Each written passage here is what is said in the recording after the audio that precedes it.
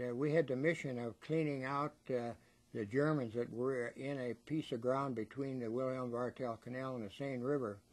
Well, to get across the canal, there was a hanging bridge, and it could only be crossed by foot. And Major Hansen, he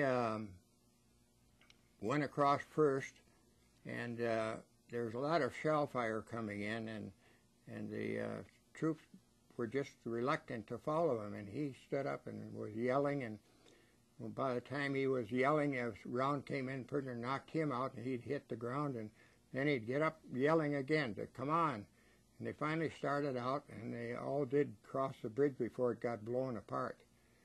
And then as we advanced up towards the north end of the ground there, driving the Germans back, well, one of my best friends, Lieutenant John Otis from Fargo, he got shot, and it came out his back and paralyzed him.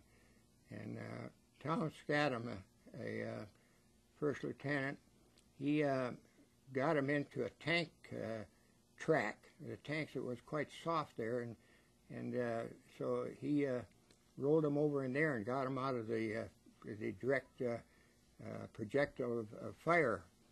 And we tried to get our aid men up there with our jeeps, but our jeeps, ambulance were all open, and they couldn't take the fire. They couldn't get in there at all. So I called 2nd Armored and asked them if they could send a armored ambulance in there. And they sent in one and picked him up and got him out of there.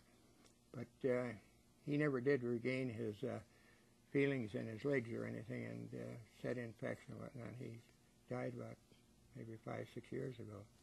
Well, anyway, we kept on going, and it was stiff competition there. And one of my intelligence personnel, he wanted to take 2 men and go up in the church steeple and direct artillery fire from there. And I said, "You can't do that, Jacobson." I said, as soon as you get a close hit, they're going to look around to see where's the highest spot that you're looking from, and they'll shoot you right out of that tower, and we'll be 3 men short right away. So I talked him out of that, but he was always an eager beaver, ready to stick his neck out. But there's certain times that you can take a risk, and other times it's foolish to do it. So anyway, we kept battling away, and the 2nd Armored, as long as we were up alongside of the tanks, they were able to advance forward, because if an enemy just threw a hand grenade at a tank and it blew the track, they were dead. They were dead ducks.